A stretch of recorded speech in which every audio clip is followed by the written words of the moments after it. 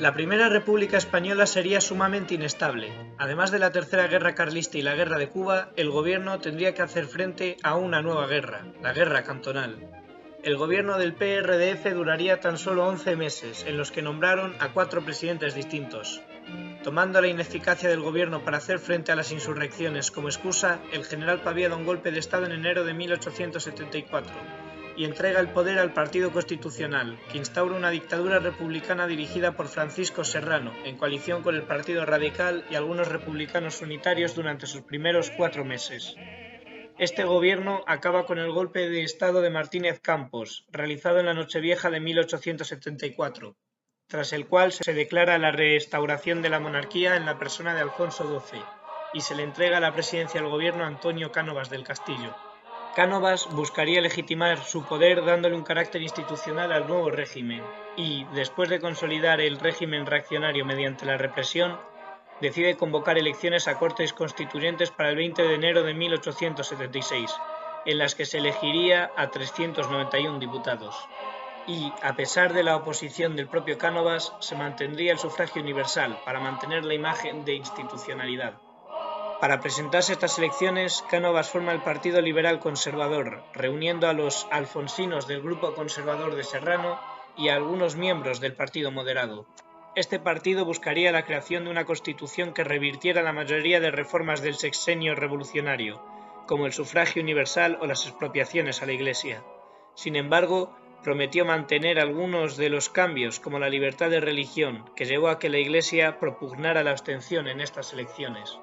Dentro de su candidatura estaría también el grupo de Alonso Martínez, conocido como el Centro Parlamentario.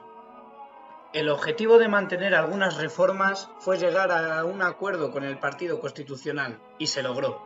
Era aparente para todo el mundo que Cánovas iba a cometer fraude electoral, y por eso Sagasta, líder de los constitucionales, acordó con Cánovas que 27 de sus candidatos fueran elegidos por fraude a cambio de reconocer a Alfonso XII como rey de España.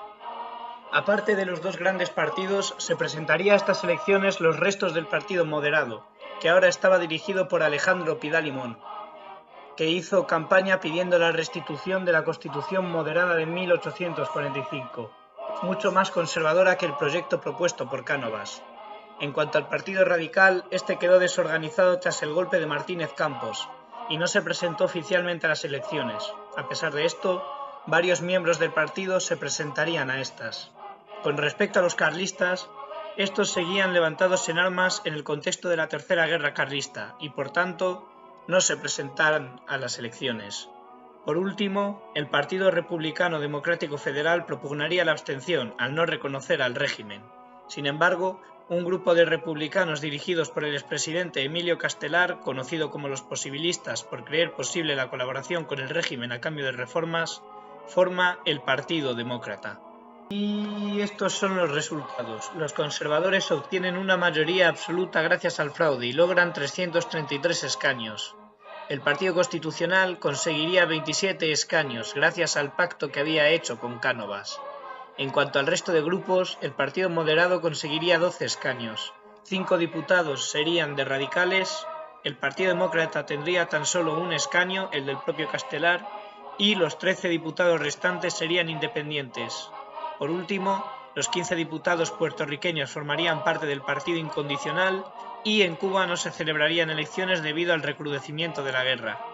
El Partido Liberal Conservador utilizaría su mayoría absoluta para imponer la Constitución de 1876 y nombrarían a Cánovas del Castillo presidente del gobierno y a José de Posada Herrera presidente del Congreso.